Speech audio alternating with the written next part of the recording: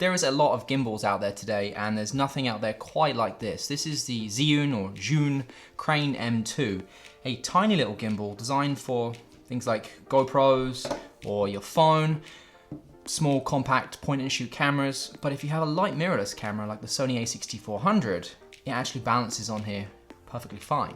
The biggest selling feature obviously with this is its size, its portability, the fact that you can literally put it into your pocket and take it with you and use it for the day. I'll be completely honest, I went in with quite low expectations of this gimbal, but it's really surprised me. So I'm gonna go over this gimbal, show you all of its modes, talk about some of its features, and obviously show you a lot of video from this too, how it works with all different modes. That's why you click this video, right? You wanna see how the video looks, and that's ultimately gonna determine whether you like this gimbal or not. This literally works straight out of the box. I've got the kit lens on it right now, and I attached it, and it balanced. No problems whatsoever. No strain on the motors, there's no extra noise, as you can probably hear there.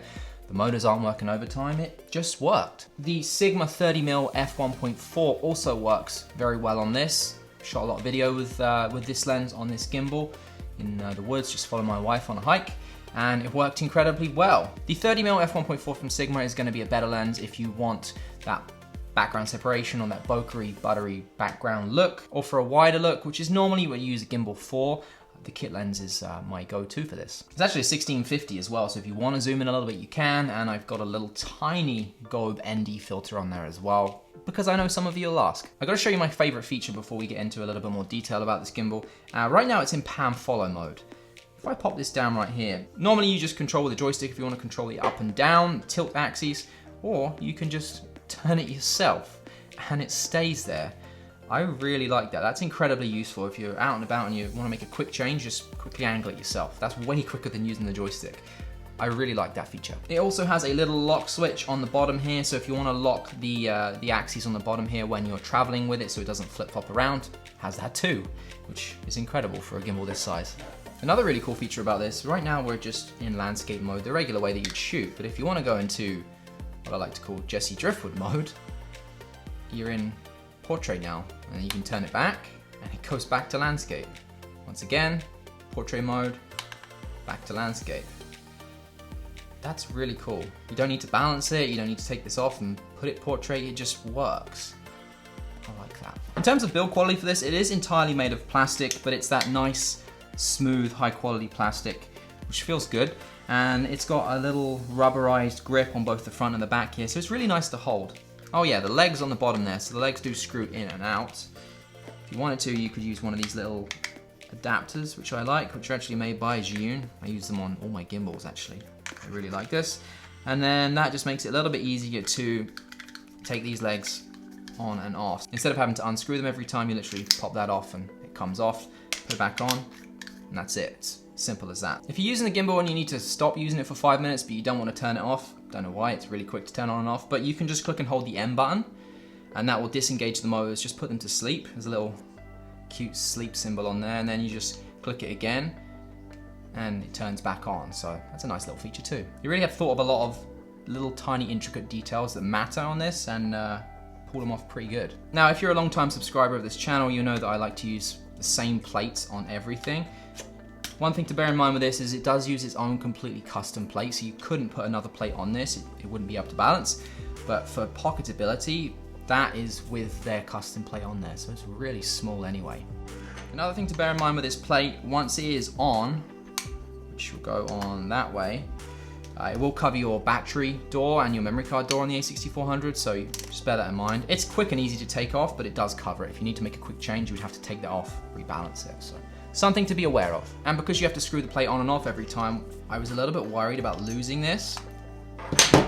But look, on the side, there is a thread for you to put that right in like that. Something else I've actually been using this for is I put a friction arm in here, just screw it in, and then I've been attaching my Insta360. That way I can shoot BTS while using this, which you're probably gonna see at some point in this video, because I really like to show how I'm using this and how the modes work. So you could put a monitor in there if you wanted to, or you could just do what I do and use an Insta360 to show BTS. Just rebalancing this, there we go. And now we're gonna go over the modes that it has, how you use them, and what the video looks like. So to control this gimbal, you have a trigger on the back here. You also have an M button, which controls your modes. Combination of those two buttons there will get you to all of your different modes. The first mode I'm going to talk about is follow mode. So to get to that, push the trigger 4 times. 1, 2, 3, 4. We're now in follow mode, a little F will appear on there. So now the gimbal will track all of my movements. So if I tilt the gimbal up, if I pan left and right, it will follow all of those movements. It doesn't give you access to roll, that would be POV mode. This is literally just for tilting up and down and panning left and right.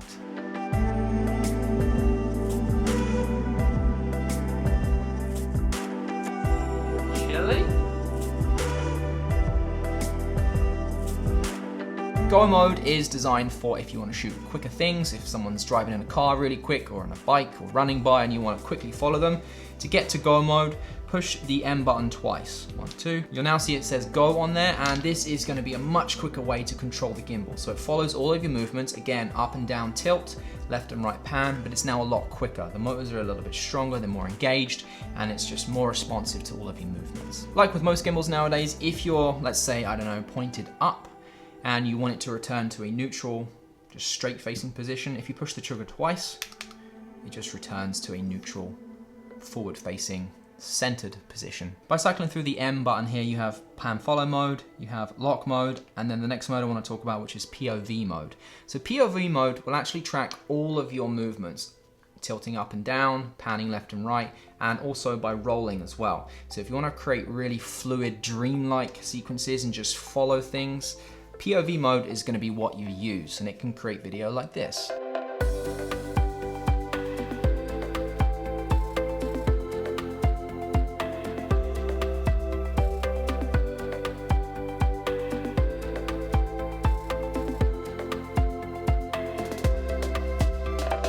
The next mode to talk about is pan follow. Again, you just cycle through the menus until you see PF.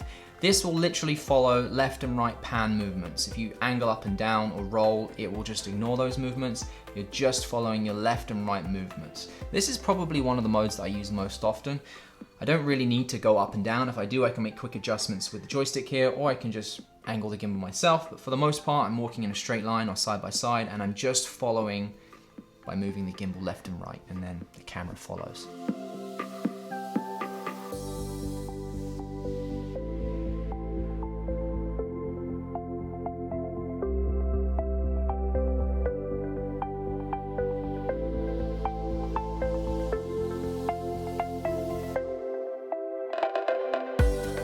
And then the other mode you have by cycling through the M button is lock mode. And this does exactly as you would think it does. It literally locks the gimbal, and again you have full control. So if you want to move it, and this gives you full control on your pan axis as well. You can literally put it in whichever angle you want, and then it just stays like that. So we're in lock mode, again, angle it down, let's go to the left. I want to point at this lens, which you can't see on camera here. The gimbal will not take any of the movements that I make. The camera's going to stay in the same direction because it's in lock mode.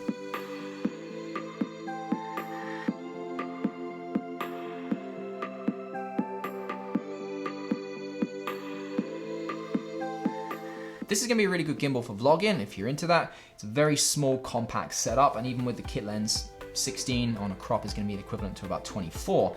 It's still a great setup for vlogging. So to get to the vlogging or selfie mode, push the trigger 3 times, 1, 2, 3. It won't tell you that you're in a selfie mode or a vlog mode, but it's quite obvious because it points directly at you. So that's how you get to your selfie mode. And then once you're in selfie mode, it might be a little bit confusing how to get out of it, but it's pretty straightforward. Just push the trigger 3 times again, 1, 2, 3. And then it returns to whatever mode you were in previously. So if you wanted a vlog, this is probably one of the smallest setups that you could use. And it actually works quite well. So this is the A6400 with the 1655 kit lens. Sorry, 1650 kit lens, which has optical stabilization built into the lens anyway. With the gimbal, it's a pretty good setup if I don't say so myself.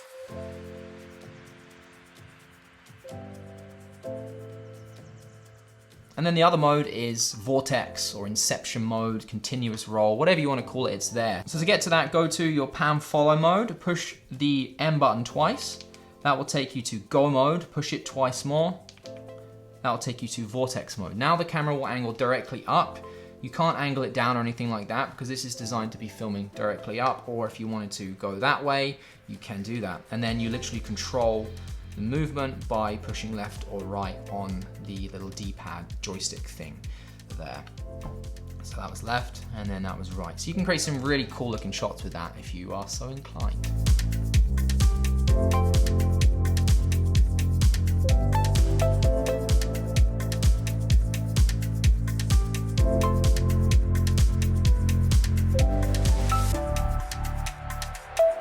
So Zhiyun did send this to me to test out and use, and I'm pretty impressed with it, to be honest with you. Who is this gonna be for? Anybody that likes to travel and want a really small gimbal. They use an A6000, 6100, 6400, 6500. 6600 might not work, it's gonna be a little bit bigger because of the grip, Z-style battery, so it's gonna be a bit heavier too. But if you have any of the other cameras I mentioned, this will work great with it, with the kit lens or the 30mm. So combine both those, great travel setup. If you wanted to vlog, I think this is gonna be the best sub you could possibly get. Crane M2, A6400 with the kit lens, you are good to go. You can make some really, really nice vlogs. They're gonna be really smooth. It's a great setup. If you are interested in picking this up, I will pop a link down below for you. I'm gonna roll a little segment of a video that I've put together now using entirely this and both the kit lens and the Sigma 30mm. And then that's that. That'll be the end, and I'll see you guys in the next video. See you later.